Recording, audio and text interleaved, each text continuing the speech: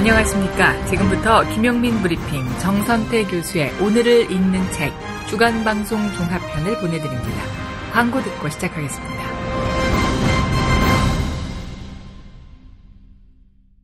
골반 잡자 바로 잡자 바디로직, 허리 통증 바로 잡자 바디로직, 몸매 교정 바로 잡자 바디로직, 자세가 좋아지는 골반 교정 타이즈 바디로직. 검색창에 골반 교정 바디로직. 삐딱한 남성 골반 허리에도 역시 바디로직입니다. 바디로직의 효과를 못 느끼셨다면 100% 환불해드립니다. 자세한 환불 조건은 홈페이지를 참조하세요. 스페이드 퀴즈입니다. 돌잔치, 칠순잔치, 가게 홍보, 체육대회, 창사기념일. 정답! 기념품! 문제를 끝까지 들으셔야죠. 이럴 때 사용하는 판촉물이나 기념품, 답례품, 단체 선물 등을 취급하는 전문업체로서 국민을 위해 제대로 일하는 언론과 정당에 후원을 하는 판촉물 전문업체는 어디일까요? 정답! 네피알! 네? 어디라고요? 네피알! 네, 정답입니다. 판촉물이나 단체 선물이 필요할 때 이왕이면 우리 편 회사 네피알을 찾아주세요. 인터넷 검색창에 네피알을 치시거나 032-519-4800으로 전화주시면 친절하게 상담해드립니다. 그런데 상품은 뭔가요? 네피알에 가서 고르세요. 3만 가지가 넘는 물품이 있어요. 이제 월요일 방송분 함께 하시겠습니다. 오늘을 읽는 책, 문학평론가인 국민대학교 국문학과 정선태 교수와 함께합니다. 국민대학교 한국어문학부 국어국문전공 정선태 교수님 함께하겠습니다. 교수님. 네, 안녕하세요. 네, 교수님. 오늘 어떤 이야기 나눠주시겠습니까?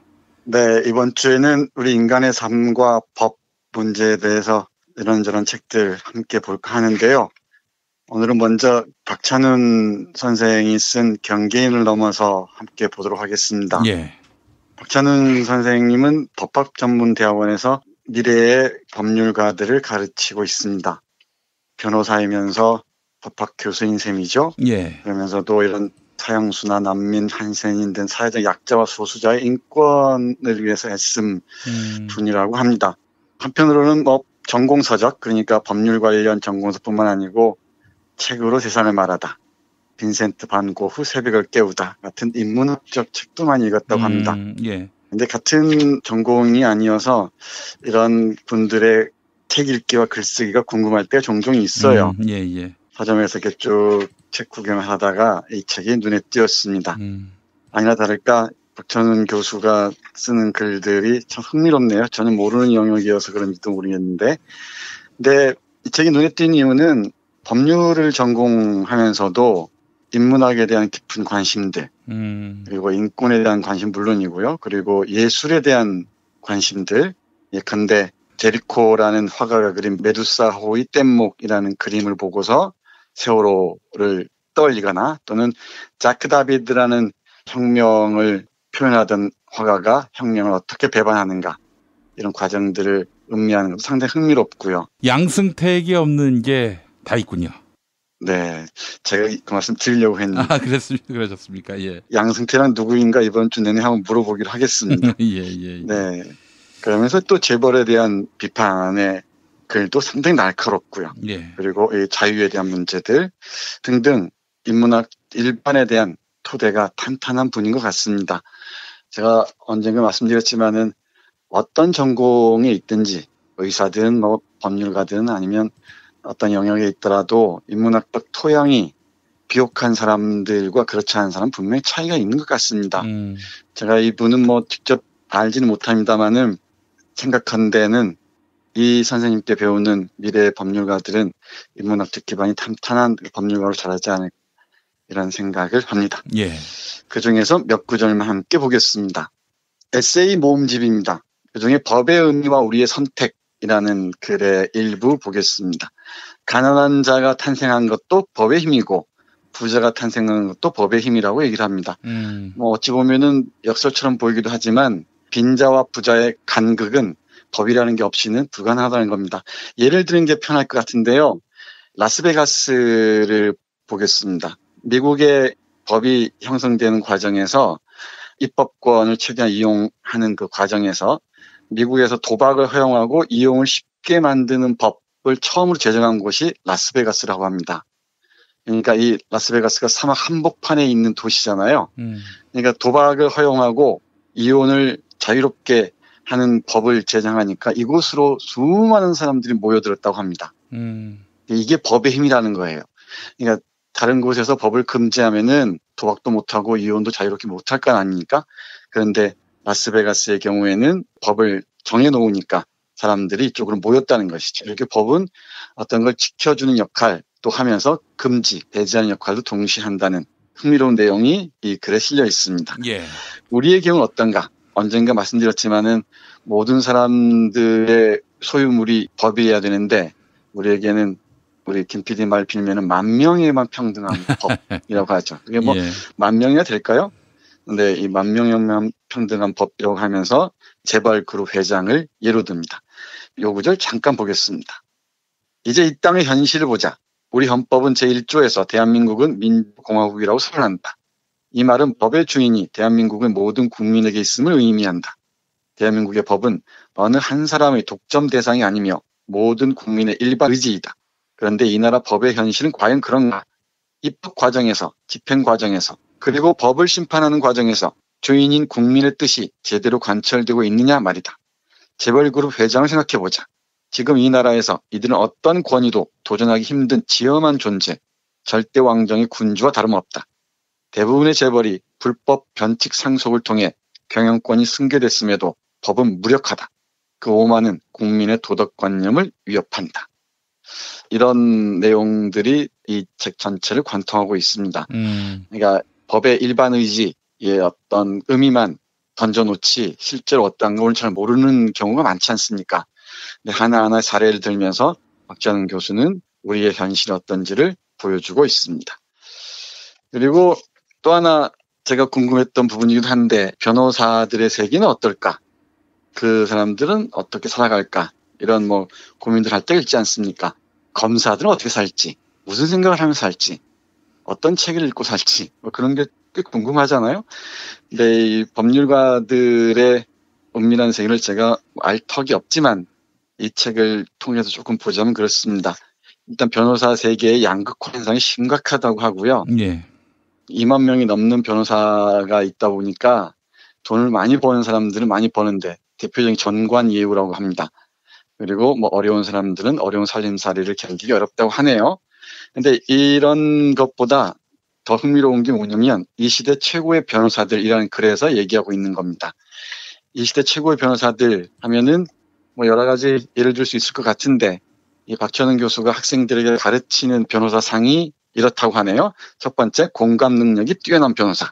예를 들어서 세월호 사건을 아주 끝까지 지켜본 변호사 BHP라는 이니셜을 쓰는데 누군지 짐작이 갈 듯 말 듯합니다. 그리고 두 번째 변호사상에 출중한 실력을 지닌 변호사가 있다고 합니다. 뭐 이런 사람도 있을 수 있죠. 그리고 용기 있는 변호사. 예를 들면 민청학령 사건을 변호한 강신욱 변호사가 대표적인이라고 얘기를 합니다. 예. 그리고 국정원의 간첩 조사 사건을 담당한 민변 변호사, 뭐 J나 K 변호사 등등이 있다고 하네요. 그 말고도 용태영 변호사처럼 뭐 정권의 정면으로 도전한 사람들도 있었죠. 박정희 전두환 독재자 시절에 이들에게 도전했던 사람들, 또 우리가 떠올리겠지만 한승환 변호사 같은 분들도 있을 수가 있죠. 그러니까 정말 약자의 편에서 용기를 가지고 부당한 권력에 저항했던 변호사들이 있는 반면에 뭐 그렇지 않은 변호사들도 당연히 있죠. 우리가 알다시피 변호사랍시고 제대로 된 약자의 입장에서 서보지 못한 변호사들이 틈만 나면 정치한답시고 나오는 일도 없지 않습니다. 예. 그런 사례들을 보면서 이 글에서 얘기하는 변호사 상들을 하나하나 떠올려 보시면서 우리 주위에서 정치를 하거나 뭘 하거나 할 때 변호사라는 명함을 들고 나오는 사람들의 그 이면들을 조금 더 꿰뚫어 볼 수 있는 시각을 가질 수 있지 않을까 생각합니다. 예. 이뿐만이 아니고요. 제가 주목하고자 하는 것은 변호사이자 대학에서 법을 가르치는 스승으로서 어떤 바탕을 지니고 있는가인데 확실히 인문학적 토양인 것 같습니다. 대표적인 글이 쓸모없는 것에 대한 찬양입니다. 그러니까 이 세월호 선체 인양할 때 2015년에 쓰여진 글이니까 이런 사례가 있는 것 같은데 혹시 기억하실 겁니다. 그거 인양하는데 수천억 원이 든답니다. 그 돈도 우리 모두 국민 세금이에요. 그거 인양한다고 해서 죽은 아이가 살아오는 것도 아닌데 거기에 그런 돈을 써야 하나요? 그저 죽은 아이는 가슴에 안고 사는 겁니다. 라고 말한 어떤 개망나니 같은 친구가 있었죠. 그 얘기를 듣고 이 저자가 대단히 화가 났던 것 같습니다. 하면서 이렇게 얘기를 합니다. 모든 걸 돈으로 계산하는 그들에게 던지는 말입니다. 이런 사람에게는 유용하지 않은 모든 것이 경멸의 대상이다. 그는 시간을 너무 소중하게 여긴 나머지 사색 자체도 시간 낭비라 생각할 것이다. 유용성을 절대 가치로 하는 공리주의는 경제적으로 이익이 되지 않는 모든 것은 쓸모없는 것으로 취급한다. 교양국보다는 망치가 시보다 칼이 더 평가받을 수밖에 없는 것이다. 그러나 사람들 중에는 분명히 다른 생각을 하는 사람도 있다. 돈이, 권력이 전부가 아니라는 것이다. 이런 얘기를 하면서 저자가 인용하는 책이 저도 참 좋아하는데요. 누치오 오르드네의 쓸모없는 것들의 쓸모있음, 이런 책 인용합니다. 법률가가 이런 책을 읽을 때 아마 의뢰인이나 또는 재판정에 오는 피고를 보는 시선을 분명히 달라질 줄 압니다. 여기서 쓸모없는 것들의 쓸모없음의 한 구절을 인용하고 있는데요. 잠깐 보겠습니다. 쓸모없는 것을 생산하길 거부한다면, 오직 돈을 벌기 위해 달려가기만 한다면 우리는 무분별하고 병적인 공동체를 만들고 말 것이다. 이 공동체는 결국 길을 잃고 자기 자신과 생명의 의미를 잃게 될 것이다. 이렇게 누치오 오르드네의 책 한 구절을 인용하면서 이거야말로 인문교육이 망가지고 있는 우리 사회를 정확하게 보여주는 문장이 아닌가라고 얘기를 합니다. 대학에 대한 경고로 보일 수 있을 것 같고요. 그러니까 법학을 공부하는 사람들이 오로지 출세지향주의로만 내달릴 때, 그런 상황에서 과연 법률가로서 뭘 할 수 있을 것인가가 우리 저자의 중요한 질문이었던 것 같습니다. 하면서 이 책의 한 구절을 다시 인용하는데요. 제 인용이지만 다시 한번 제가 읽어드리겠습니다. 대학에서 무엇을 가르치고 있는지, 우리 한국 대학에 무슨 문제가 있는지, 특히 법학전문대학원에서 어떤 문제가 있는지 저자의 문제의식을 공유한다는 의미에서 읽어보겠습니다. 직업이 요구하는 전문적인 기술을 가르치기 이전에 보다 폭넓은 인문교육을 먼저 하지 않는다면 어떤 직업도 전문적으로 훈련될 수 없다. 인문교육을 통해 학생들이 자율적으로 그들의 정신을 함양하고 그들의 호기심을 자유롭게 표출하도록 해야 한다. 모든 형태의 공리주의와 철저히 거리를 둔 이와 같은 교육적 차원의 접근이 없다면 미래를 내다보며 공공복지를 포용하고 연대감을 나누며 관용의 정신을 옹호하고 자유를 위해 싸우며 환경을 걱정하고 정의를 지킬 수 있는 책임 있는 시민을 길러내기 어려울 것이다. 네, 이렇게 얘기합니다. 세월호가 상징적으로 보여줬던 천박한 자본주의 사회에서 법률가로서 고민이 깊었던 것 같습니다. 이 책을 보면서 제가 생각한 것은 법률가로서 한국 사회를 어떻게 바라보면서 어떻게 살아갈 것인지에 깊은 고민이 배어 있었다는 것이었고요. 이런 생각을 하는 법률가들이 또 적지 않을 것이라는 걸 생각하면서 조금은 안도를 했다고 할까요? 그런 생각을 했습니다. 이런 스승 아래에서 자라나는 예비 법률가들은 우리가 지금 지켜보는 이번 주에 얘기할 법률가들과는 분명히 다르겠죠. 아, 이번 주는 법률가 특집이군요. 아마도 그렇게 될 겁니다. 예. 대법관이든 헌법재판관이든 검사든 변호사든 이 사람들이 어떻게 살아야 할지 한 번쯤 박찬훈 교수와 같은 생각을 해봤으면 어떨까 해서 오늘 이 책 소개해드렸습니다. 예, 그렇습니다. 사법개혁과 관련해서 가장 선명한 목소리를 낸 분이 바로 박찬훈 교수님인데요. 이분이 무슨 말씀했다는 보도 나오면은 항상 눈여겨봤습니다. 그렇지 않아도 정선태 교수님이 또 우리 박찬훈 교수님의 책을 소개해 주셨네요. 네. 알겠습니다. 아유, 교수님 좋은 책 소개 감사합니다. 네, 고맙습니다. 다이어트는 결국 먹는 게 문제다! 문제긴 하지. 매끼 식단 챙기기도 번거롭고 빼도 금세 다시 찌고. 아직도 몰라? 비타샵 다이어트를 해봐. 안 그래도 궁금했는데 어떻게 뺀 거야? 몇 개월 한 거야? 몸에는 안 나빠? 물어 뭐래. 비타샵 가봐. 같이 해. 1522-6648 혹은 비타샵을 검색해 주세요. 충남 금산의 넓은 인삼밭. 정성농장을 일군 농부아버지 이정열 씨. 자연은 노력한 만큼 내어준다. 그 자연의 마음을 알기에 정성농장을 더불어 일구는 아들 이성규 씨도 아버지에게 배운 것처럼 정직하고 또 성실하게. 정성농장 홍삼은 인삼 재배부터 가공 판매까지 모두 책임지고 있습니다. 그래서 대한민국 1등 품질을 자부합니다. 검색창에 정성농장 홍삼을 검색해주세요. 정성농장 홍삼. 전화문의는 010-9754-6972. 이제 화요일 방송분 함께 하시겠습니다. 오늘을 읽는 책, 문학평론가인 국민대학교 국문학과 정선태 교수와 함께합니다. 국민대학교 한국어문학부 국어국문전공 정선태 교수님과 함께하겠습니다. 교수님. 네, 안녕하세요. 예, 참 어제 비극적인 소식이 전해졌고요. 노회찬 정의당 원내대표뿐 아니라 광장의 최인훈 선생님도 또 비보가 들려왔고요. 여러모로 힘들게 만들었던 7월 23일이었습니다. 네, 아주 많이 우울하고 힘든 날이네요. 네.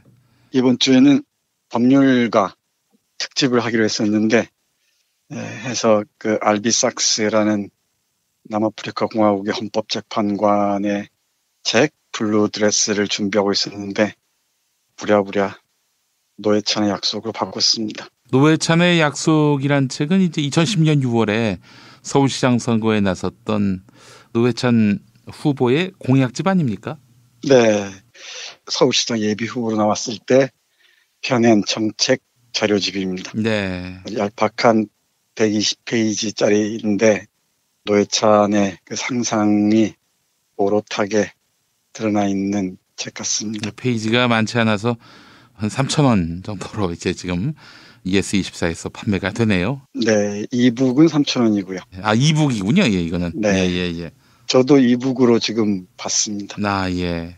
먼저 제 동네에 함께 살고 있는 지인이 보내온 문자 메시지 잠깐 읽어보겠습니다. 제가 조금 윤문을 했습니다. 예. 죽어야 할 놈은 살아있고 살아야 할 사람은 사라지고 높은 도덕성을 지닌 사람은 작은 실수가 가시처럼 박혀서 스스로의 삶을 무수히 자기 검증하게 하고 썩은 인간들은 거악을 저질러 놓고도 그 행위를 기리는 기념탑을 세운다. 갑갑하다. 그리고 우울하다. 누군가와 술이라도 한잔 하고 싶건만. 네, 이런 문자를 보내왔습니다. 네. 제 생각하고 그게 다르지 않은 것 같은데요. 오물을 뒤집어 쓰고도 비열하게 잘만 살아가는 자들이 있는데 얼굴이 철판 깔고 말이죠. 네. 이 조그만 흠집 때문에 그걸 견디지 못하고 자기 모든 것을 걸어버린 한 위대한 정치인을 오늘 잃었습니다. 제가 이런 말 하는 게 어울릴지 모르겠는데 사랑하고 존경하는 정치인 거의 유일했던 것 같습니다. 네. 인간성과 도덕성 그리고 정치력을 겸비한 보기 드문 정치인이었고 여기에 유머 감각을 장착하고 아주 날카로운 풍자를 선보였던 우리 시대의 탁월한 정치인을 잃었습니다. 이런 풍자 정신을 유머 감각이 넘치는 언어로 표현할 수 있는 인물이 다시 등장할 수 있을까? 아득하기만 합니다. 이 책을 보기 전에 우리 노회찬 대표의 프로필을 잠깐 보겠습니다. 아실 분들이 많을 텐데 다시 한번 읽어보겠습니다. 1956년 부산의 한 산동네에서 태어나 중학교까지 거기서 살았다.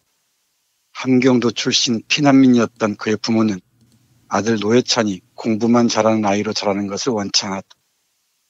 아름다운 감성을 지닌 인격체로 성장을 바랐던 어머니는 중학교 입학한 아들에게 어느 날 첼로를 건네주었다. 단칸방 하나에 5 식구가 살던 시절이었다.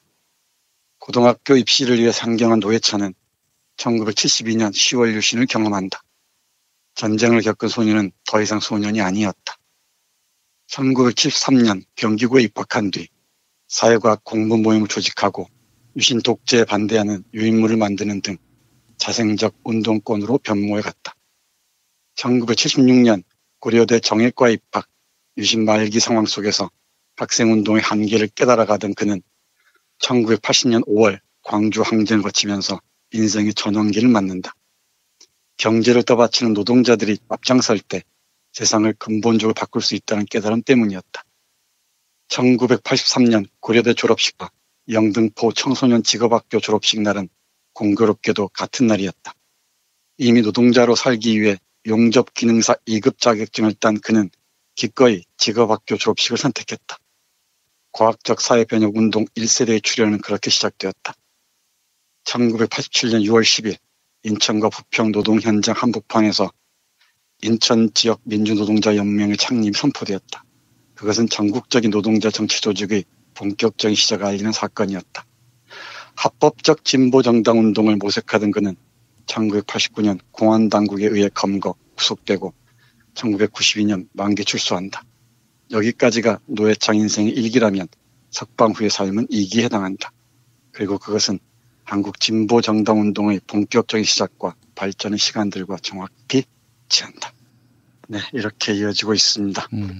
고등학교 다닐 때부터 유신 독재에 저항하는 학생운동을 조직했다는 것, 황교안이라는 인간과 비교해서 많이 얘기가 됐었죠.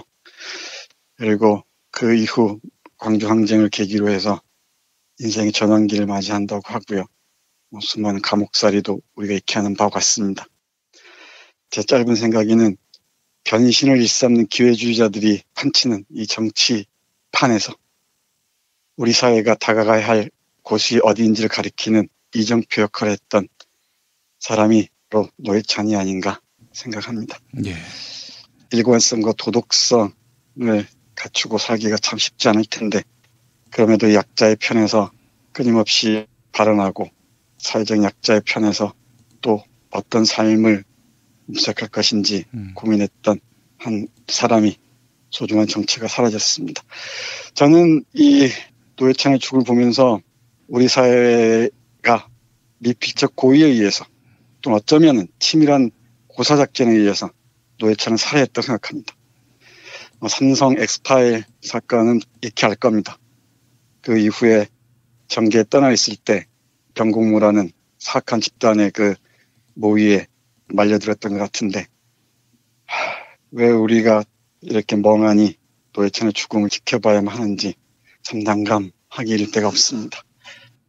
어쩌면은 이 저열하고 악의적인 말을 영양분으로 해서 살아가고 있는 자들에게는 노회찬의 죽음이 어쩌면 시원해 보일지도 모르겠습니다.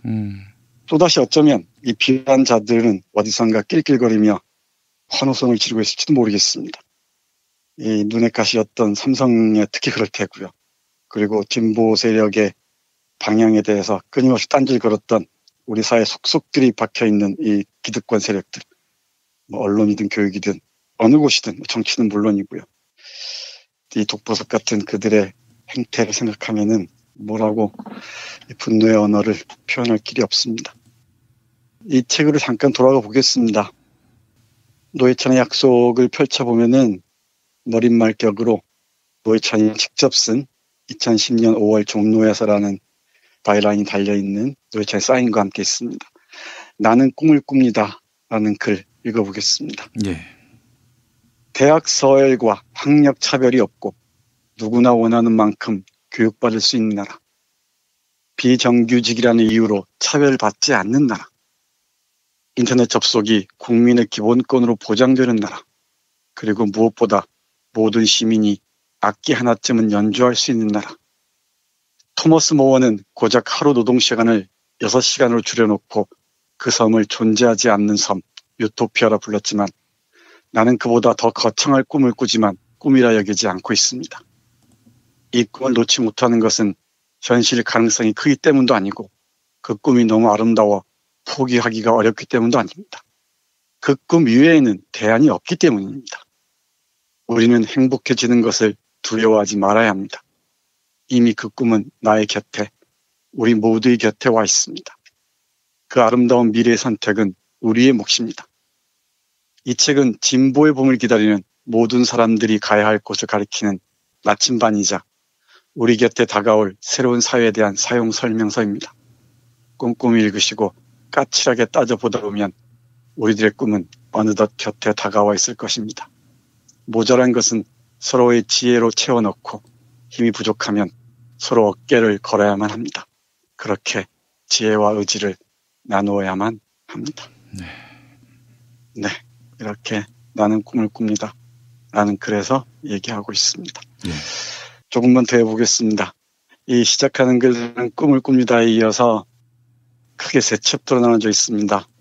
아이와 엄마가 행복한 서울, 그리고 콘크리트 이제 그만 사람에게 투자를, 그리고 노회찬 이렇게 하겠습니다. 세 부분으로 나뉘어 있는데요. 세세한 부분 보니까 그래요. 지금 우리 사회가 가는 방향을 정확하게 제시하고 또 상당 부분이 현실화한 것을 알 수가 있습니다. 대표적인 게 친환경 무상급식을 부탁해, 이런 것이나, 그리고 내 집 앞에 국공립 어린이집이 온다. 정말 그 논쟁적인 논제들을 이미 이때 제시했던 것 같습니다. 그리고 꼴찌도 행복한 학교, 그리고 모두를 위한 대학, 작은 도서관, 작은 공원, 집을 사지 않아도 되게 행복한 서울, 한강 살리기, 생명 살리기, 하나하나 빠뜨릴 수가 없습니다. 이 공약을 무슨 선거용으로만 내세우는 자들과는 질적으로 전혀 다릅니다. 꿈들이 현실화하는 과정을 지켜보지 못하고 먼저 보내야만 하는 게 이렇게 안타까울 수가 없습니다.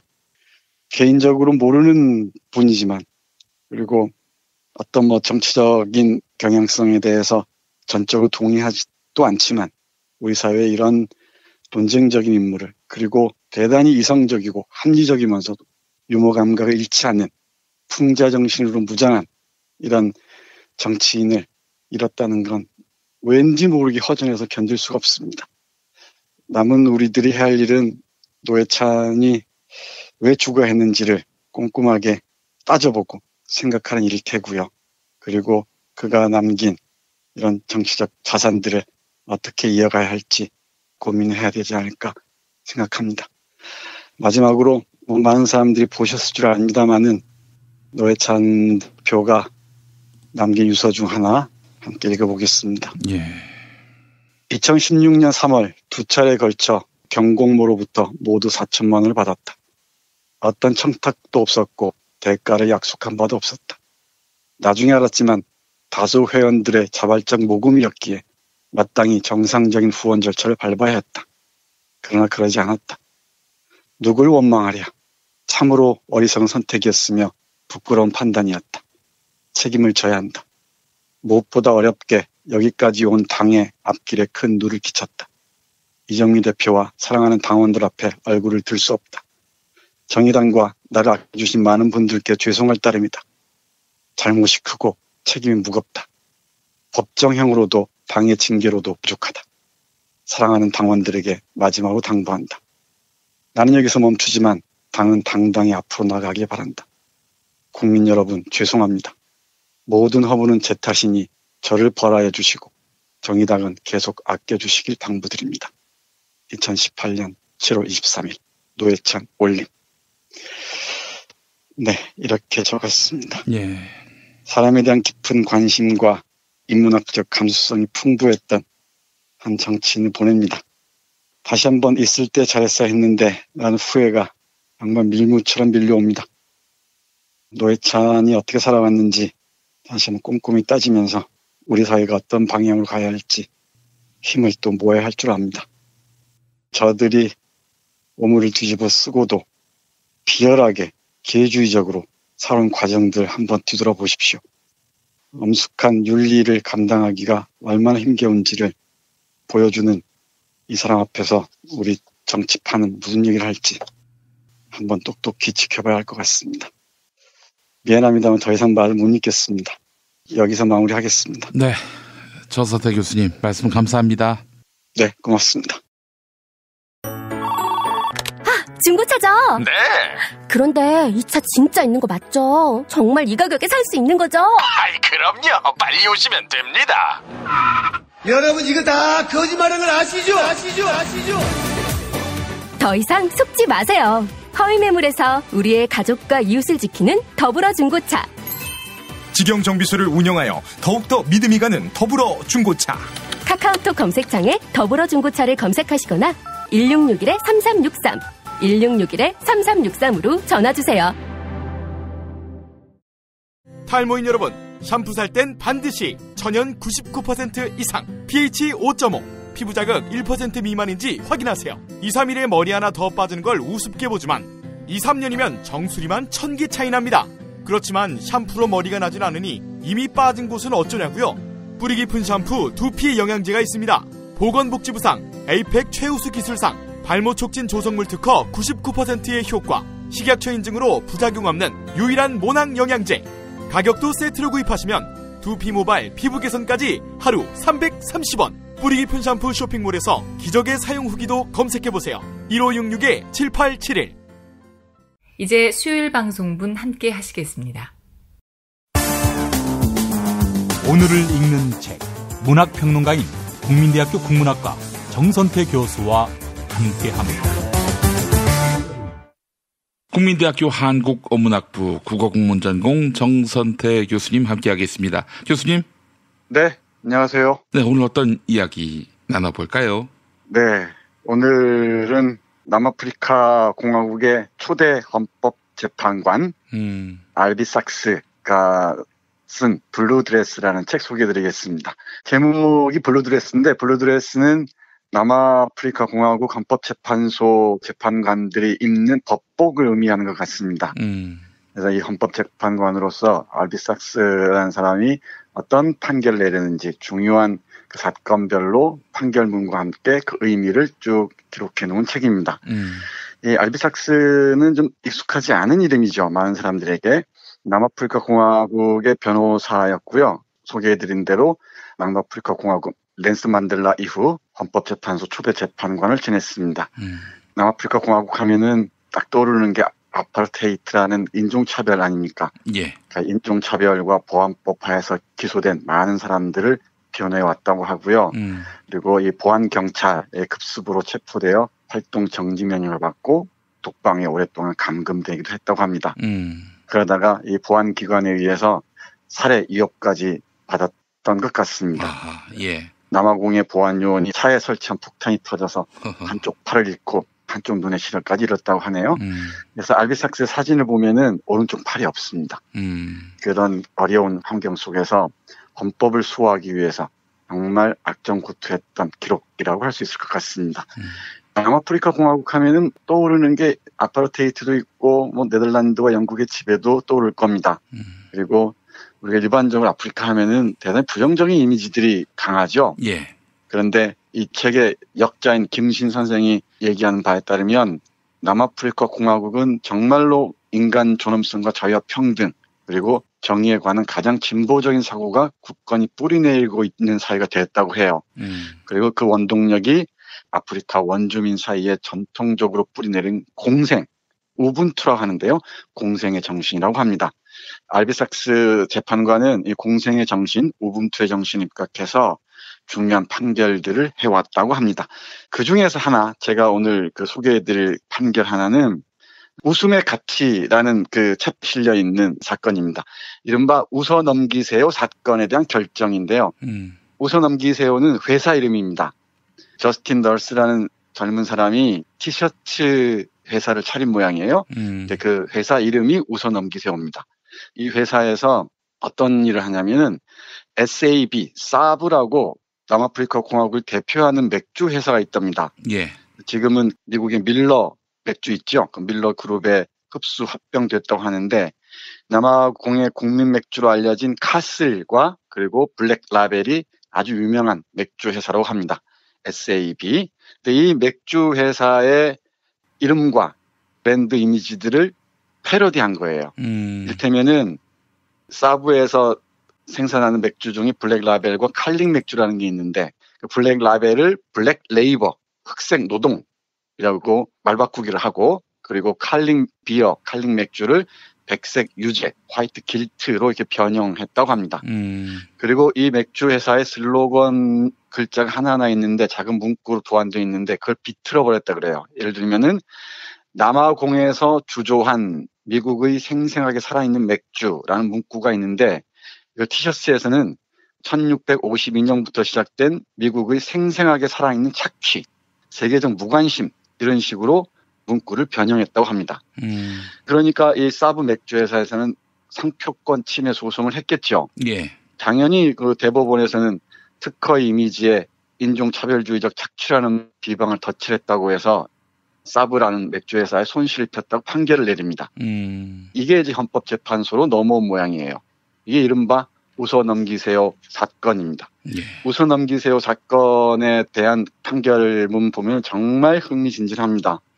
헌법재판관이 쓰는 문장도 대단하고요. 그리고 여기 철학이나 가치, 문제도 대단히 중요합니다. 근데 이 칼링 블랙 라벨이라는 맥주가 브랜드 이미지라는 게 있지 않습니까? 사브에 생산하는 칼링 블랙 라벨 맥주는 전 세계 남성이 다 같이 즐기는 것이다. 생생하게 살아있는 맥주이다. 그리고 이 맥주를 마시는 사람은 대자를 가지고 있거나 갖게 될 것이다. 이 대자란 말은 큰 물건 이렇게 생각하시면 될 것 같습니다.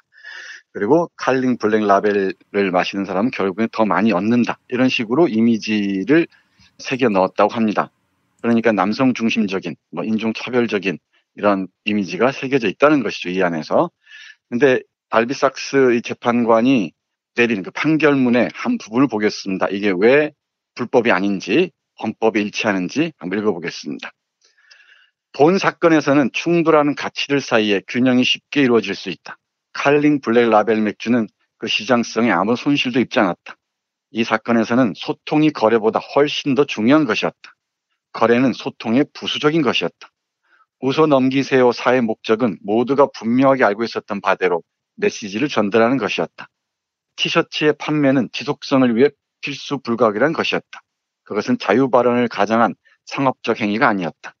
상표를 사용하지 않고 다른 수단을 이용해 메시지를 전달할 수도 있었다는 주장은 패러디의 요점을 잘못 파악한 것이다. 메시지는 분명히 변형된 상표를 사용하는 데 있다. 특정 브랜드를 예로 보여주었듯이 너스의 패러디는 브랜드 파워에 대한 도전이었다. 다시 한번 강조하지만 문제는 패러디가 상표에 타격을 주는데 성공했느냐 그렇지 않느냐가 아니다. 중요한 것은 너스의 패러디가 우리 사회 현상을 비판하기 위한 진심 어린 시도였다는 점이다. 그러니까 이 삭스 헌법재판관은 맥주 회사의 상표권을 침해한 것보다 소통이 중요하다는 것이고요. 패러디의 가치를 분명하게 알고 있었던 거죠. 예. 악의적으로 비방하기 위해서 이런 패러디한 게 아니고 그 안에 깃들어 있는 그 사회적 의미들을 비틀어서 더 나은 세상을 위한 메시지를 발신하기 위한 방법이었다고 보는 겁니다. 그리고 이게 하나의 웃음으로써 많은 사람들에게 긍정적인 영향을 끼칠 수 있었다는 거죠. 이 챕터의 제목이 웃음의 가치라고 얘기했잖아요. 이 헌법재판관이 웃음에 대해서 보여준 이 철학이 참 탄탄합니다. 그 부분 잠깐 보겠습니다. 예. 그러니까 상표법을 위반했다는 대법원 판결을 뒤집어 엎는 헌법재판소 판결문이라는 것을 염두에 두시고 들어주시기 바랍니다. 예. 헌법적으로 중요한 두 번째 주장은 헌법은 무뚝뚝한 사람에게 웃어야 한다고 의무 지을 수는 없으나 무뚝뚝한 사람이 우리의 웃음과 쾌활한 정신을 완전히 파괴하지 못하도록 막을 수는 있다는 것이다. 만약 우리 사회가 국가 권력의 행사로 완전히 침울하고 엄숙한 사회가 되었다면 자유분방한 웃음은 모두 억압되었을 것이고 금주에 대한 심리는 맥주를 마시는 행위 자체를 범죄로 만들었을 것이다. 정부에 관한 농담은 허용하면서 왜 거대 기업에 관한 농담을 할 수 없는 것인지 그 이유를 사실 이해할 수 없다. 거대 기업이라고 추앙받는 대가로 농담의 표적이 될 수 있다는 주장은 쉽게 납득할 수 있다. 네, 대단하죠. 그러니까 삼성을 떠올리시면 될 것 같습니다. 삼성을 상대로 어떤 패러디를 조그만 회사에서 티셔츠에 또 하나의 가족이 아니고 또 하나의 가축 이런 식으로 패러디해서 티셔츠를 조금 팔았다고 가정해 보시면은 우리나라의 헌법재판관들이나 대법원 재판관들이 어떤 판결을 내렸을지 양승태 대법원 시절에 재판 거래가 문제가 되고 있는 상황인데 이런 상황에서 어렵지 않게 우리는 추측할 수 있을 것 같습니다. 권력이 아부하기에 급급했던 판사들 그리고 거대 재벌의 강아지 노릇을 해왔던 재판관들이 어떤 판결을 내렸을지는 안 봐도 훤하게 떠오릅니다. 근데 우리 알비삭스 재판관은 웃음에 관해서 조금 더 얘기를 합니다. 대기업을 얼마나 희화화할 수 있다는 거죠. 왜냐하면 대기업은 자신들을 얘기할 수 있는 루트가 아주 다양하다는 거예요. 그런 반면에 일반 시민들은 그렇지 않다는 거죠. 조금 읽어보겠습니다. 웃음에도 맥락이 있다. 강자의 손 안에 잡힌 약자의 존엄성을 훼손하는 시시하고 위약적인 웃음이 되어서는 안 된다. 웃음은 위안을 주기 위한 것이어야 한다. 사회적으로 소외된 불만 세력의 목적을 좇아 체제 전복적인 것이 될지언정 약자를 비웃는 웃음이 되어서는 안 된다. 본 사건에서 다루고 있는 웃음은 사상적 헤게모니에 저항하고 인간 존엄성을 강화한다는 맥락에서 경제적 힘에 도전하기 위한 수단으로 사용된 웃음이다. 우리는 티셔츠의 디자인 취향을 평가하고 티셔츠가 전달하고 있는 유머를 심리하는 판사가 아니다. 우리는 웃어 넘기세요가 얼마나 성공적으로 패러디 상품을 유행시켰는지 알 필요도 없다. 라고 얘기하는 겁니다. 예. 우리 김 PD의 오랜 세월이 걸친 유머가 떠오르고요. 그리고 정말 탁월한 성대묘사가 그대로 떠오르는 그런 장면입니다. 부당한 권력과 싸우기 위해서 웃음으로 무장하는 것, 그 웃음을 퍼뜨리는 것. 이건 잘못이 아니라는 거죠. 그런데 사회적 약자의 존엄성을 훼손하기 위해서 비우는 웃음들. 예컨대 익명성 뒤에 숨어서 저열하고 악의적인 댓글이나 다는 놈들 있죠. 그들에게 표현의 자유라는 건 분명히 다릅니다. 분명히 얘기를 하고 있죠. 그러니까 권력과 거대 기업에 반항하면서 우리 사회가 어떤 문제를 안고 있는지를 드러내기 위한 방법으로 패러디를 활용해서 얼마든지 웃음을 끌어낼 수 있다는 것이죠. 이 글의 마지막 문장이 압권입니다. 핵심 문장은 유머는 민주주의의 훌륭한 해결책이다. 인데요. 꼭 기억해 주셨으면 좋겠습니다. 잠깐 보죠. 그 존립을 너무 심각하게 생각하는 사회는 사회적 긴장을 지나치게 억누르고 자유분방한 행위 하나하나를 그 존립에 대한 위협으로 간주할 위험이 있다. 유머는 민주주의의 훌륭한 해결책이다. 그것은 공적 생활의 갈등과 불확실성이 비폭력적인 형태로 표출될 수 있도록 한다. 유머는 또한 다양성을 촉진한다. 그것은 수만 가지의 불만을 자발적으로 다양한 방식으로 표현할 수 있도록 허용한다. 결국 유머는 우리 사회의 헌법적 건강성을 담보하는 묘약이라고 할 수 있다. 멋지지 않습니까? 헌법재판소에서 헌법재판관이 이런 판결문을 씁니다. 유머야말로 민주주의의 훌륭한 해결책이고 폭력적으로 표출할 수 있는 상황을 비폭력적인 형태로 끌어갈 수도 있다는 것이죠. 예. 그리고 유머는 또한 다양성을 촉진한다는 것입니다. 이 다양성을 촉진하는 함으로써 민주주의의 발전에 훌륭한 기여를 할 수 있다는 것이죠. 이렇게 웃어 넘기세요 사건을 통해서 알비삭스 재판관은 우리 사회에서 웃음이 갖는 의미, 패러디의 의미, 웃음이 권력과 거대 기업을 어떻게 비판할 수 있는지, 그 정당성이 어디에 있는지를 대법원 판례를 뒤엎고 헌법재판소에서는 웃어 넘기세요 사가 사브 맥주의 로고를 패러디한 것은 합헌이다 라고 얘기하는 것이죠. 다른 사건들도 아주 많이 있는데요. 제가 이 글을 떠올리는 건 우리가 짧지 않을 또 다른 긴 싸움의 여정이 있지 않습니까? 정말 그 웃음의 능력을 끝없이 개발했으면 좋겠습니다. 그걸 잊지 않고 살아갔으면 좋겠습니다. 아울러서 촌철살인으로 우리에게 웃음을 주었던 정치인이자 토론의 대가, 그리고 정치에서 유머의 의미가 무엇인지를 잘 알려주고 떠나신 노회찬 전 의원께도 이 얘기를 들려드리고 싶습니다. 예. 사실 이제 법리가 모든 상황을 판단할 수 있게 촘촘하게 CCBB를 가려주지 않지 않습니까? 네, 불가능하죠. 예. 어느 경우에는 이래야 한다라는 것들이 한계가 있을 수밖에 없기 때문에 이 상황의 텍스트는 물론이고 컨텍스트를 정확하게 읽을 법관의 안목도 필요하고 그뿐 아니라 법정시인에 기초한 판단들 이런 것들도 정말 사료가 깊어야 할 줄 아는데 그런 의미에서 법관들은 끊임없이 공부해야 하고 또한 인간에 대한 무궁한 관심과 애정을 가져야 될 텐데 참 양승태 같은 사람들 보면은 답이 없어요, 진짜. 네, 그러게 말입니다. 이 책의 원 제목이 법과 삶의 기묘한 연금술입니다. 그러니까 삶에 토대하지 않은 법은 존재 근거가 희박하다는 거죠. 그러니까 뭐든지 법관이라면은 삶에 대한 깊은 통찰, 해안을 갖추고 있어야 하고요. 그리고 특히 약자들의 깊은 관심을 보여야 한다는 게 알비삭스의 기본적인 철학이었던 것 같습니다. 예. 철학도 없고 가치도 없는 자들이 권력과 자본의 노예가 됐던 걸 우리가 똑똑히 보고 있지 않습니까? 예. 알비삭스가 이런 재판관들을 보면은 무슨 얘기를 할지 잠옷 궁금해집니다. 예, 알겠습니다. 좌파 판사라고 하겠죠. 또. 그거 말고는 할 말이 없겠죠. 예, 아는 게 전부고 근데 예전에 노회찬 의원 같은 경우 막 또 자유한국당 쪽에서 뭐 민주당 의원들을 향해서 좌파다. 그럴 때 이 양반이 나와가지고 민주당은 사이비 좌파고 내가 진짜 좌파다 이렇게 얘기했던 그 일도 또 생각이 납니다. 네, 정말 멋쟁이였습니다. 예. 네. 자, 정선태 교수님 오늘 말씀 잘 들었습니다. 네, 고맙습니다. 아이고, 무릎이야. 주사도 맞고 무릎 보호대도 이것저것 써봤는데 효과가 없네. 무릎펜 몰라? 무릎펜? 무릎펜이라고 이번에 새로 나온 무릎 관절 보호대야. 우리 부모님도 무릎펜 사용하시고 운동하는 재미에 푹 빠지셨어. 어디서 살 수 있어?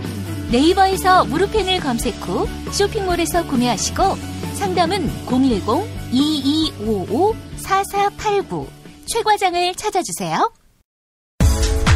운전자를 위한 꿀팁 7,000원 운전자 보험 카페. 알고 계세요? 교통사고가 나면 형사합의금, 벌금, 변호사 비용 이거 자동차 보험에서는 보장 못해요. 운전자 상해까지도 책임져드리는 7,000원 운전자 보험 카페. 버스, 택시, 트럭 등 영업용 차량 운전자를 위한 12,500원 운전자 보험 카페도 있습니다. 실손, 부모님 건강, 자녀 보험도 안내해드립니다.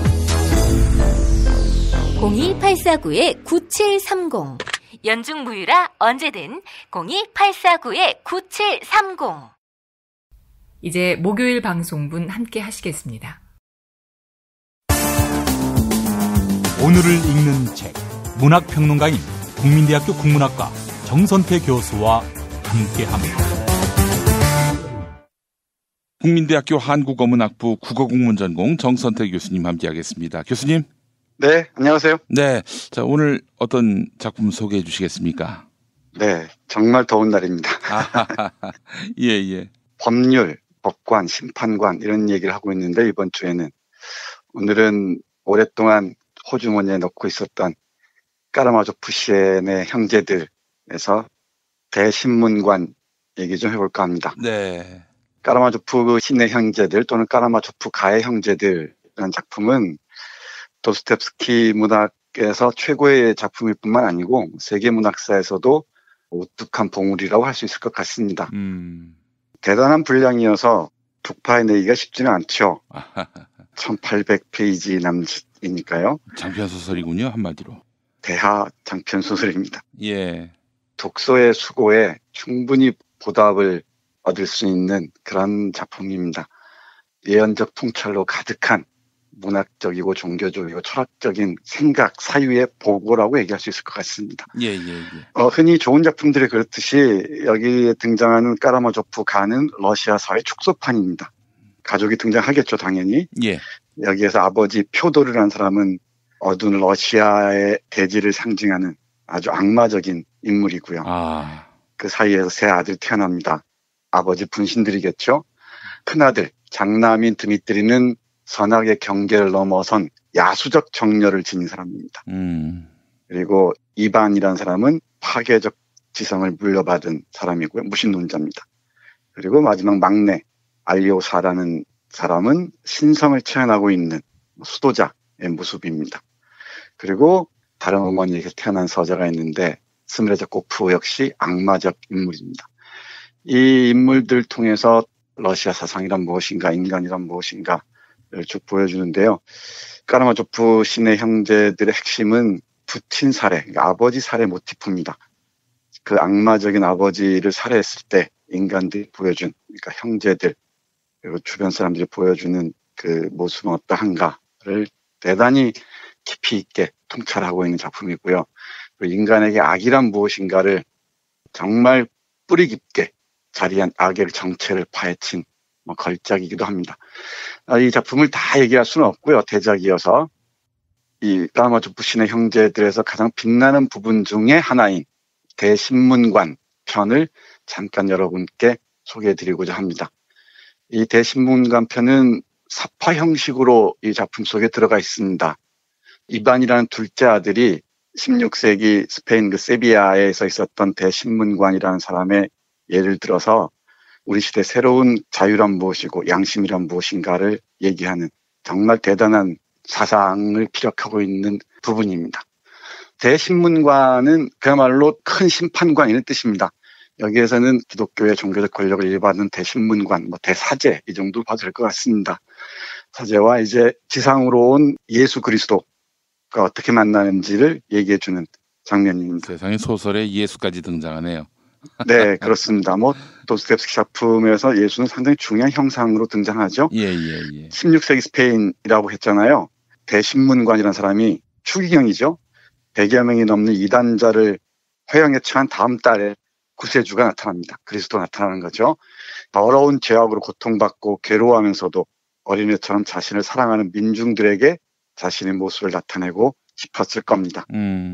저는 요즘도 그런 생각 종종 합니다. 한국의 크리스천들 참 많잖아요. 훌륭하신 분들이 참 많을 줄도 아는데 만약에 예수 그리스도가 우리 땅에 나타나신다면은 어떤 표정을 지으실지 참못 궁금합니다. 그리고 그 예수님을 향해서 많은 그 크리스천들이 어떻게 대할지 참 궁금하고요. 네, 아무튼 예수 그리스도가 출현하니까 민중들의 환호는 대단했겠죠. 온갖 여러 가지 기적을 행하기도 합니다. 이 예수 그리스도가. 그러다가 죽은 소녀가 살아나기도 해요. 소설적 상상이고 허구니까 그대로 받아들이면 좋을 것 같습니다. 그리고 성서에 나오는 얘기들을 다시 쓴 것으로 봐도 좋을 것 같고요. 죽은 소녀가 살아나는 것을 본 추기경, 이 대신문관이 예수 그리스도를 체포하라고 명령합니다. 이게 무슨 일인지 한번 생각해 보셔야 될 것 같습니다. 정말 진실과 양심과 자유를 선포하러 온 예수를 지상의 예수의 대리인이라고 생각하는 대신문관이 체포를 명한다는 것입니다. 그러니까 성직자가 예수를 잡아와라 이런 거 아닙니까? 한마디로. 네, 그렇습니다. 그리고 감옥에 가둡니다. 성서를 읽어보신 분들은 다 아시겠지만 그리스도의 사상 중에 너희들 자유롭게 하고 싶다고 했잖아요. 내가 너희를 자유롭게 하리라 하는 게 예수 정신의 핵심일 텐데 이에 대해서 대신문관은 이렇게 얘기합니다. 그러나 알아두시오. 오늘날 인간들은 그 어느 때보다 신심이 깊고 자유로 충만되어 있으며 그들 스스로 자신들의 자유를 우리한테 가져와서 우리 발밑에 공손히 바쳤다는 것을. 무슨 얘기인가 하면은 대신문관이 보기에 가축과도 같은 노예과도 같은 인간들은 자유를 부담스러워하고 그런 나머지 그 자유를 대신문관인 또는 성직자인 우리들한테 다 바쳤다는 것입니다. 우리에게 자유와 양심을 모두 바쳤다는 것이죠. 그 대가는 지상의 빵만을 보장하면 된다는 것입니다. 조금 더 보겠습니다. 이 대신문관은 악마의 말을 다음과 같이 바꾸어서 그리스도에게 말합니다. 너는 세상에 나가고 싶어 하는구나. 자유에 대한 무슨 약속만 있을 뿐 빈손으로 말이다. 하지만 본래 순진하고 본래 비천한 인간들은 그 약속의 의미를 깨닫지 못하여 두려워하고 무서워할 뿐이다. 왜냐하면 인간 사회에서 자유보다 더 견디기 힘든 것은 결코 아무것도 없으니까. 내 눈에도 뜨겁게 달아오른 이 벌거숭이 광야에서 뒹구는 저 돌들이 보이겠지. 그 돌들을 빵으로 변화시키란 말이다. 그러면 인류는 내가 손을 걷어들여 빵을 주지 않으면 어쩌나 하고 영원히 불안에 떨면서 착하고 온순한 양떼처럼 내 뒤를 따를 테니. 그러니까 인간의 내면에 깃든 자유나 양심 이런 게 중요한 게 아니고 천상의 빵이 중요한 게 아니고 지상의 빵이 중요하다고 대신문가는 강조하는 것입니다. 그러니까 그리스도 네가 이 돌멩이를 빵으로 한번 변화시켜보라. 그리고 그 빵을 저 불쌍한 인간들, 비천한 인간들에게 줘보라. 그러면 양떼처럼 너를 따를 것이다. 얘기하는 거죠. 이 신문관의 사상이라는 게 유물론을 비판하는 거라고 많은 사람들이 학자들이 얘기합니다만은 저도 거기에 일정 부분 동의를 하고요. 근데 더 우리가 고민해야 할 것은 인간이 어디까지 양심과 자유를 감당할 수 있는가 합니다. 그리고 이걸 심판하는 자들이 민중들을 어떤 시선으로 바라보고 있는가도 봐야겠죠. 대심판관의 시선에 비친 민중들, 일반적인 대중들, 그리고 인간들은 양심이고 자유고 이런 게 중요한 게 아니라는 겁니다. 먹을거리만 던져주면은 얼마든지 개떼처럼 자신들 숭배할 것이라고 생각하는 것이죠. 이거야말로 반그리스도적이라고 얘기할 수 있지 않겠습니까? 예. 그런 점에 대신문가는 적그리스도라고도 얘기할 수 있을 것 같아요. 그러니까 지상의 빵만을 던져주면은 모든 인간 세상의 기념탑을 완성할 수 있다고 얘기하는 거죠. 예. 말하자면 적그리스도의 성전을 마무리할 수 있을 것이라고 생각하는 것 같습니다. 이와 관련해서 조금만 더 보겠습니다. 그들이 자유를 누리는 한 어떤 과학도 빵을 줄 수 없지만 결국 그들은 우리들의 발 아래 자유를 반납하면서 우리들을 노예로 삼되 우리들에게 빵을 주시는 편이 낫습니다라고 말할 것이요. 마침내 그들 스스로 지상의 빵과 자유가 양립할 수 없다는 사실을 깨닫게 될 것이요. 왜냐하면 그들은 두 가지를 절대로 모두 가질 수 없을 테니까. 대단한 언명입니다. 예. 대신문관의 입을 빌어서 얘기하는 것이지만은 우리가 자유를 얼마나 두려워하는지, 양심이 입각해서 사는 걸 얼마나 두려워하는지 역으로 비춰볼 수 있을 것 같습니다. 그러니까 지상의 빵을 경시하고 천상의 빵을 위해 그리스도를 따른다는 것은 대신문관이 보기에는 바보 같은 짓이죠. 대신문관이라는 사람, 적 그리스도의 표상이라고 말씀드렸잖아요. 이 대신문관 같은 사람에게는 그렇게 지상의 빵을 존중하고 천상의 빵을 가볍게 여기는 그런 수많은 사람들이 소중합니다. 왜냐하면 지상의 빵을 위해 자유를 반납한 그들은 마침내 대신문관을 신으로 여기게 될 것이기 때문이라는 것이죠. 그러니까 결함투성인 인간들이 자유를 누린다는 것은 그야말로 끔찍하다는 게 이스라엘 생각입니다. 예. 지상의 빵을 받아들이고 자유를 포기하는 순간, 다시 말해 먹을거리, 돈을 신으로 받아들이고 자유를 포기하는 순간, 양심을 포기하는 순간 그들은 경배할 대상을 찾는 고통에서 벗어날 수 있다는 것입니다. 그러니까 사람들의 자유를 지배할 수 있는 자는 오직 그들의 양심을 편안하게 해줄 수 있는 사람뿐이라고 얘기를 해요. 양심 같은 건 다 던져버려라. 그러면 내 삶에 물질적인 풍요로운 삶에 방해가 될 따름이다 라고 얘기한 것입니다. 그러니까 자유와 양심 대신 지상의 빵에 안주하는 인간이야말로 적 그리스도인 대신문관이 원하는 모습이기도 하겠죠. 예. 그러니까 대신문관이 보기에 그리스도는 인간을 과대평가했다는 것이죠. 인간이 저렇게 보잘것없는데 인간에게 자유가 있니, 양심이 있니, 그리고 새로운 세상을 향한 꿈이 있니 하는 건 다 그리스도가 인간을 과대평가한 것이다. 그래서 인간에게 너무나 많은 것을 요구했다라고 얘기하는 거죠. 그러니까 대신문관의 눈에 보기에는 인간은 허약하고 비열한 존재일 따름이라는 것입니다. 그러니까 저 허약하고 비열한 존재에게는 그에 해당하는 것만 치르면 된다는 얘기죠. 즉 지상의 빵만을 주면 된다는 것입니다.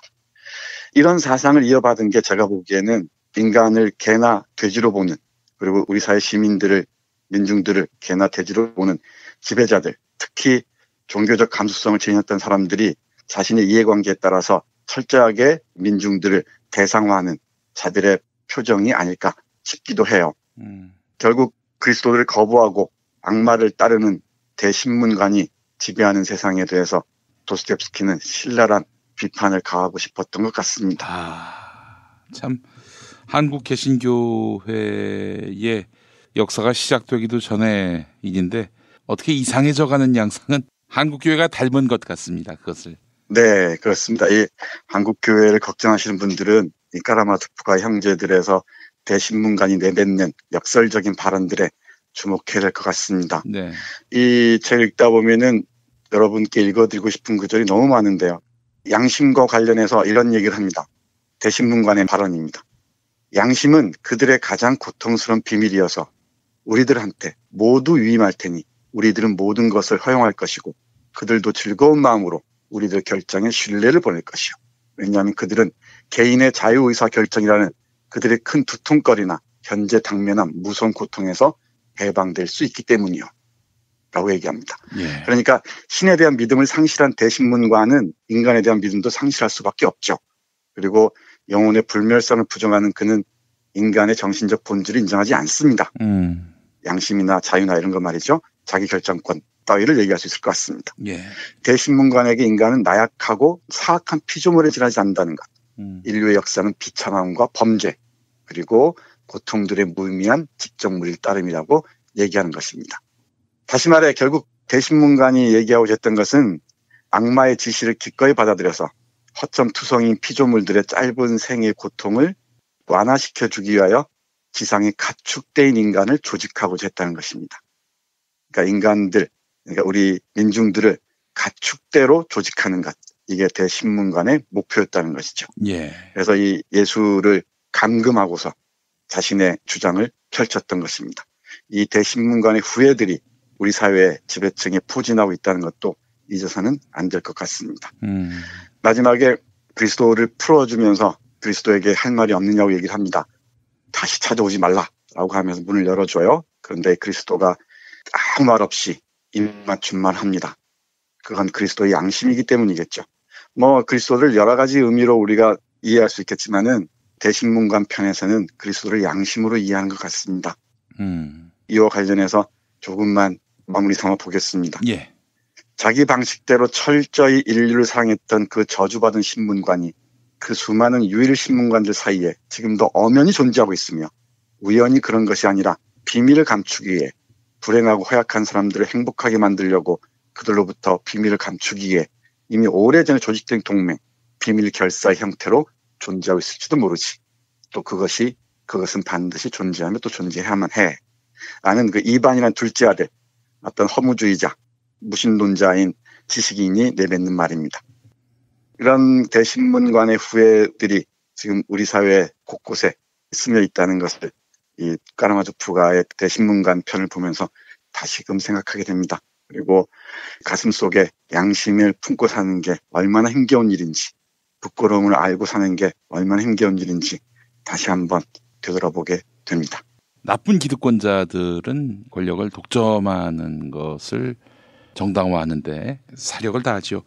그래서 이제 대신문관이 예수한테 아니 그 지구상에 교회에다가 권위를 넘기셨으면 이 땅의 문제 그만 좀 간섭하시지 왜 나타나서 또 이렇게 우리를 피곤하게 만드느냐 이랬던 거 아니겠어요? 네, 맞습니다. 예. 예수가 아니라 민주주의, 법, 양심이었다면은 야, 그거 왜 여기 나타나서 그러는 거야? 그 모든 판단은 우리가 한다고. 당신들이 왜 와서 설치는 거야? 이렇게 또 얘기할 수 있는 게 아닌가 하는 생각도 들고요. 네, 맞습니다. 그 양승태 대법원의 이 사법거래가 정말 중요한 문제로 떠오르고 있지 않습니까? 예. 이것을 유야무야 돌려버리면은 또다시 우리는 그들에게 가축 대우를 받고야 말 것입니다. 예. 아마 그자들 그리고 이 기무사 계엄령 관련해서 그런데 양심의 문제를 다시 얘기할 수밖에 없습니다. 여기 악마가 이반이라는 사람에게 속삭이는 한 구절이 있습니다. 예. 자, 뒷부분에 있는데요. 1440페이지에 있습니다. 양심이라니, 양심이 뭔데? 양심이란 바로 내가 만드는 거야.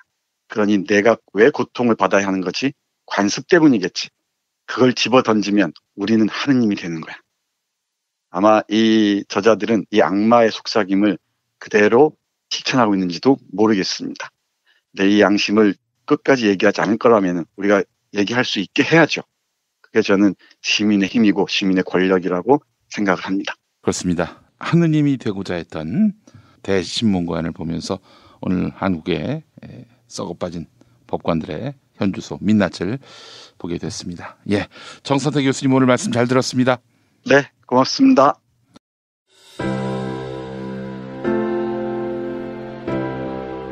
이전에 상상할 수도 없었던 새로운 국면이 조선 대지의 지축을 움직이고 있습니다. 이 민족의 역사가 제 궤도에 올라서서 달리게 시작한다고 하는 느낌이군요.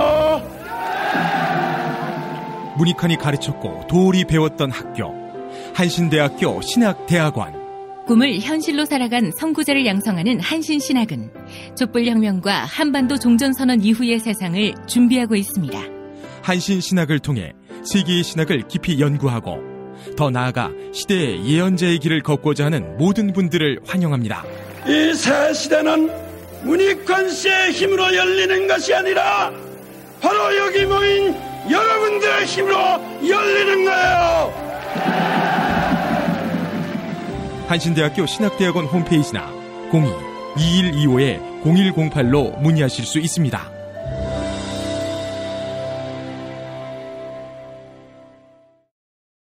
탄핵 때문에 뭐 이야기를 전달을 하려고 해도 길을 막고 듣질 않아요. 회족 수준으로 쪼그라든 한국 보수. 회생의 길은 과연 있을까? 변화된 정치 환경, 갈 길 잃은 보수에게 새로운 희망을 제시한다. 애국 보수의 화려한 부활과 집권을 위한 본격 가이드, 김용민의 신간, 보수를 지켜라. 진중권도 투표하는 보수 정당. 광주에서도 일당이 될 수 있는 보수 정당. 젊은이들의 입당이 줄을 잇는 보수 정당. 언제까지 민주당 정의당을 부러워만 할 것인가? 부러우면 진다니까?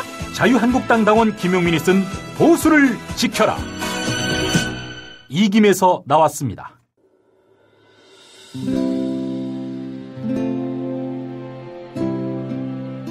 우리가 목사님은 우리 남북 관계에 있어서도 큰 정기를 마련해 주셨습니다. 늦봄 문익환 목사 탄생 100주년. 민주화와 통일운동을 위해 11년 4개월간 옥고를 마다하지 않은 행동하는 양심. 오늘 우리가 누리고 있는 이 민주주의 또 문익환 목사님 이 덕분이 아주 큽니다. 그가 24년 동안 살았던 서울 강북구 인수봉로 통일의 집이 6월 1일 문익환 통일의 집 박물관으로 거듭납니다. 사람들이 이렇게 항상 북적북적 이렇게 했던 공간이라 아버지한테만 아니라 우리 모두들한테 굉장히 큰 의미가 있는 통일의 역사를 기억하며 통일의 길을 모색하는 문익환 통일의 집 박물관 기념사업 추진위원으로 함께해 주시겠습니까? 이건 단지 어떤 유가족들의 유산이 아니라 우리 시대가 가지고 있는 유산이기 때문에 자세한 안내는 포털 사이트에서 문익환 통일의 집을 입력해 주세요.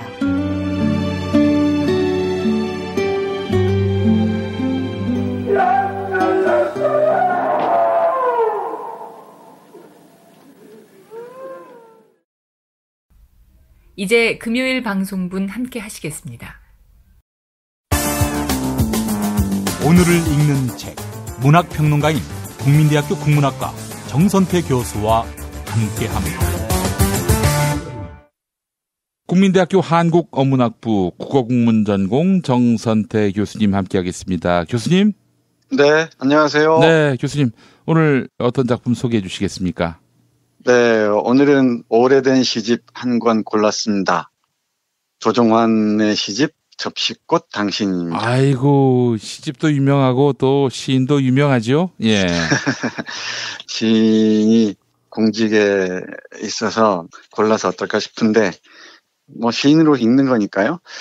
제가 들고 있는 시집이 1986년에 나온 초판본입니다. 시집 한 권값이 그때 2,000원이었네요. 아. 네. 책 뒤쪽에 보면은 조정환 시인의 젊었을 때 사진이 실려 있습니다. 장발머리의 사진입니다. 한국 시사에서 첫 번째, 두 번째 많이 팔린 시집일 겁니다. 이 접시꽃 당신이, 그죠? 예. 센세이션을 일으켰었죠. 그야말로 선풍적인 인기를 끌었었습니다. 조정환 시인의 아내 구수경 님이 암으로 투병하다가 돌아가신 후에 쓴 시편 때문에 많은 사람들을 울렸다고 해요. 예. 제 정서와는 조금 거리가 있습니다. 이렇게 아프게 쓰는 시들이. 네. 오늘이 날이어서 이 시집을 골랐습니다. 아, 오늘 노회찬 의원 연결식이 있었어요? 네. 우리 노회찬 의원 보내는 날이어서 이 시집이 떠올랐습니다. 예. 조정환 시인은 아내를 극진 사랑한 시인으로도 유명하지만 그것보다는 오랫동안 교육 현장에서 싸워왔고요. 전교조 활동하셨죠? 네, 전교조 활동도 아주 열심히 하셨죠. 그걸 염두에 두시고 보시면 될 것 같습니다. 그리고 시집 한 권을 읽다 보면은 물론 다 좋을 수도 없고 또 다 나쁠 수도 없을 것 같습니다. 어떤 시집이든지 그중에 한두 편은 다 빛나기 마련인데 이 접시꽃 당신만 해도 표제적인 접시꽃 당신만을 기억하시는 분들이 많을 거예요. 그런데 뒤쪽에 가면은 교육 현장에 싸웠을 때 그 힘겨웠던 과정들을 쓴 시들도 있습니다. 한 편씩 시를 읽는 것도 좋지만 이게 시집 한 권을 읽는 재미도 쏠쏠합니다. 꽤 많이 골라놨는데요. 여러분과 함께 하겠습니다. 먼저 안병동이라는 시입니다. 우리 조정환 시인이 젊은 시절에 싸워왔던 모습을 그려볼 수 있는 작품입니다. 희망이 있는 싸움은 행복하여라. 믿음이 있는 싸움은 행복하여라. 온 세상이 암울한 어둠일 때도 우리들은 온몸 덤져 싸우거늘 희망이 있는 싸움은 진실로 행복하여라. 참답게 산다는 것은 참답게 싸운다는 것, 싸운다는 것은 지킨다는 것, 빼앗기지 않고 되찾겠다는 것, 생명과 양심과 믿음을 이야기할 때도 그러하고 정의와 자유와 진실을 이야기할 때도 그러하니 밀물처럼 달려오는 죽음의 말발굽 소리와 위압의 습습한 칼바람에 맞서 끝끝내 물러설지 않는 것도 우리들의 싸움이 지켜야 하는 싸움이기 때문, 빼앗기지 않기 위하여, 잃어버리지 않기 위하여 싸우는 싸움이기 때문, 그러한 이유로 우리가 살아있고 살아있어야 하므로 우리가 싸우는 때문, 참답게 싸우는 것이 참답게 산다는 것이기 때문, 희망을 가진 싸움은 얼마나 행복하랴. 앞길 전혀 보이지 않는 어둠일 때도 우리들은 암흑과 싸우거늘 빛이 보이는 싸움은 얼마나 행복하랴. 새벽을 믿는 싸움은 얼마나 행복하랴. 80년대 처절한 싸움터에서 이런 시들을 읊었으리라는 걸 떠올릴 수 있을 것 같습니다. 새벽을 믿는 싸움. 네. 빛이 보이는 싸움은 얼마나 행복하랴. 새벽을 믿는 싸움은 얼마나 행복하랴. 라고 얘기를 했습니다. 이 시집을 참 오랜만에 꺼내보는데요. 이쪽 귀퉁이가 이제 떨어져 나갈 정도로 오래된 책입니다. 33년이 지났으니까 그럴만도 하죠. 근데 다시 읽으니까 새롭네요. 역시 어떤 맥락에서 어떤 때 읽느냐에 따라서 울림이 있는 시들은 그 울림이 그때그때 달라지는 것 같습니다. 한 편 더 볼까요? 예. 천둥소리라는 시입니다. 360날을 착하게 살고 싶었어요. 손 닿는 곳 풀뿌리마다 살을 나누어주며 거울처럼 맑은 하늘빛 안고 나도 강물로 흐르고 싶었어요. 그러나 지금 내 몸은 천둥소리, 어두운 구름 위를 가로지르며 홀로 깊어가는 천둥소리. 다시는 죄 없이만 살아갈 수 있다면 고요히 저무는 이 세상 그림자를 안고 나도 푸른 나무로 살아가고 싶었어요. 그러나 지금 내 몸은 천둥소리, 다독일 수 없는 우울한 마음으로 온 하늘 두드리며 가는 소리. 내 몸은 왜 일찍이 이 땅에 작고 든든한 들풀 위에 내리는 이슬일 수 없었을까요? 기어코 이 세상 썩고 더러운 것들의 목덜미 움켜잡고 세차게 여울로 굶굴러 가야 할 장대처럼 쏟아버려야 할 빗줄기가 되어야 할까요? 내 몸은 지금 천둥소리, 검푸른 하늘빛으로 땅에 내리는 노여움의 소리. 네, 이렇게 썼습니다. 앞에서 남병동과 함께 천둥소리도 싸워야 하는 세상, 싸워야 하는 나의 현실의 다짐으로 읽을 수가 있을 것 같습니다. 예. 네, 이런 시편들이 있습니다. 있고 또 절절한 그 사랑의 서정시들도 있어요. 사랑하는 이를 잃고 쓴 시들 몇 편 보겠습니다. 예. 저녁 기도입니다. 우리가 한쪽 팔을 잃고 고통에 소리칠 때 우리의 마음 절망으로 꺾이지 않게 하소서. 우리가 사랑을 잃고 가슴을 찢겨 울 때 우리의 가슴 나약함으로 덮이지 않게 하소서.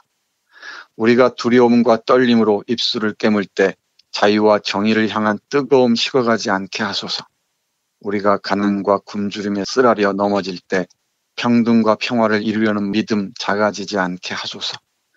우리의 다른 또 한 팔로 상처를 감싸며 두 무릎이 남았음을 알게 하소서.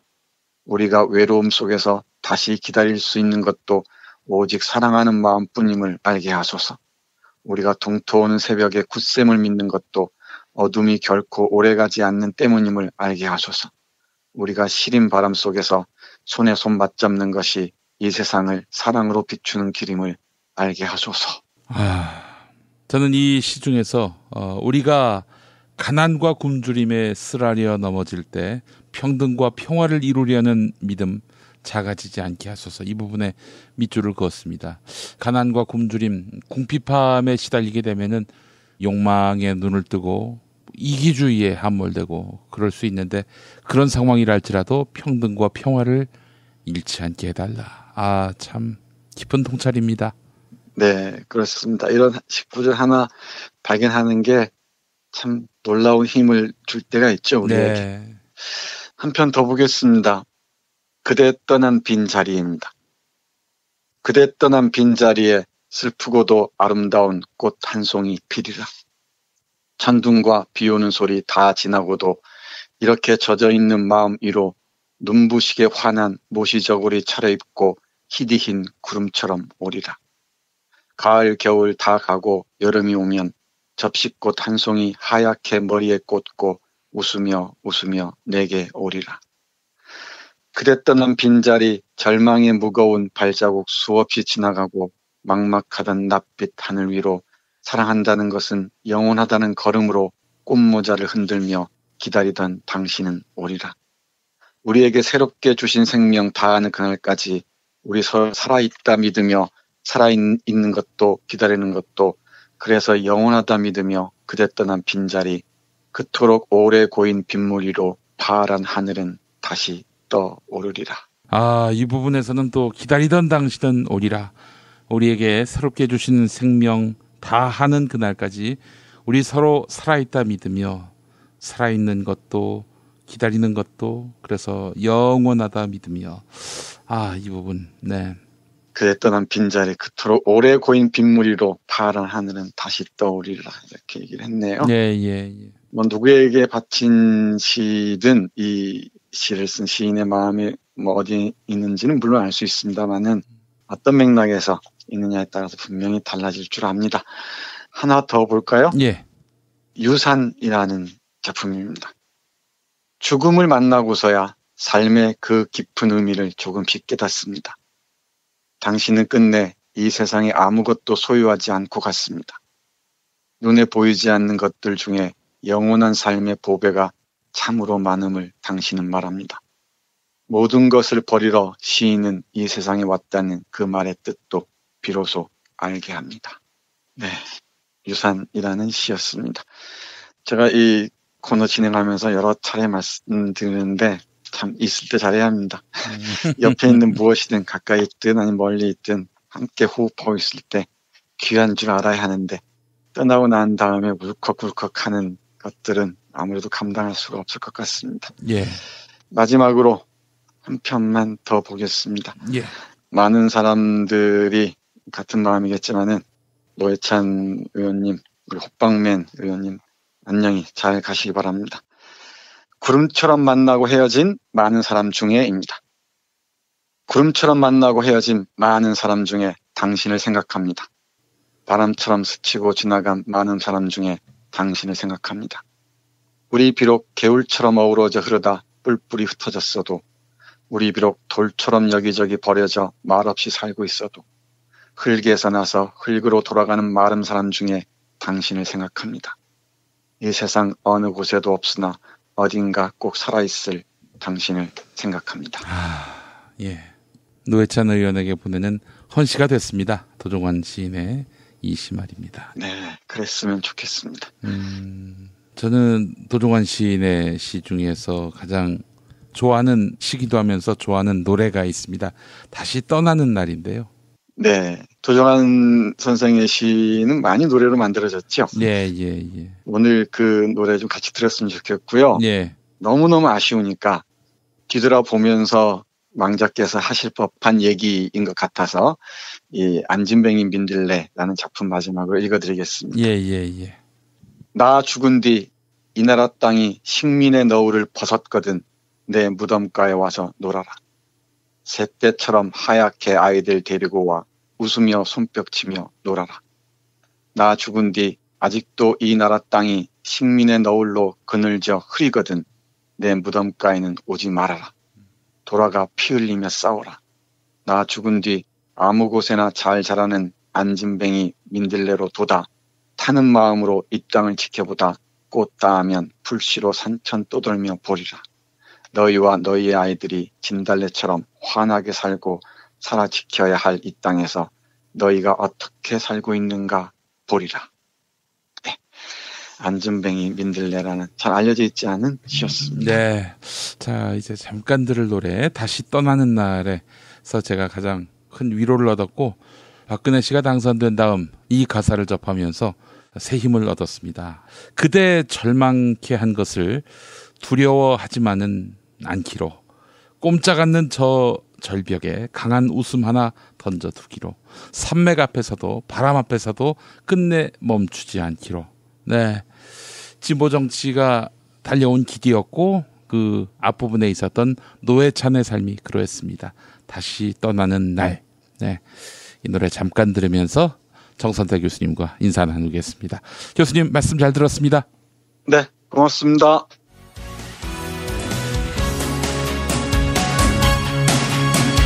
깊은 물을 만나도 조금도 두려워하지 않고 유유히 물결을 거슬러 오르는 물고기처럼 한 번 길을 떠나면 그 높은 산맥 앞에서라도 힘찬 날개짓 멈추지 않고 제 길을 가는 새들처럼 그대 절망케 한 것들을 두려워하지만은 말자. 꼼짝 않는 저 절벽에 강한 웃음 하나 던져두고 자 우리 다시 한번 떠나보자. 처음 그 아름다운 마음으로 자리를 가리지 않고 피어나는 꽃처럼 자 우리 다시 한번 떠나보자. 서로의 상처를 보듬어주며 그 어떤 시련 속에서도 끝내 멈추지 않을 사랑이여.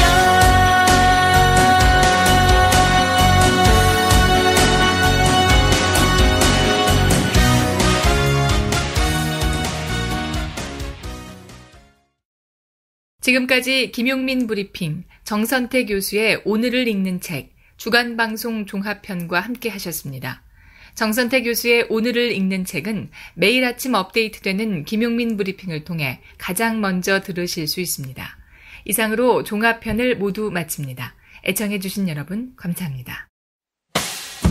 김용민 브리핑과 함께한 시간 어떠셨어요? 다음 시간에도 보다 바르고 알차며 즐거운 정보로 여러분을 찾아가겠습니다.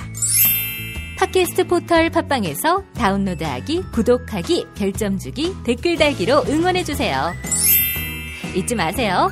다운로드하기, 구독하기, 별점 주기, 댓글 달기.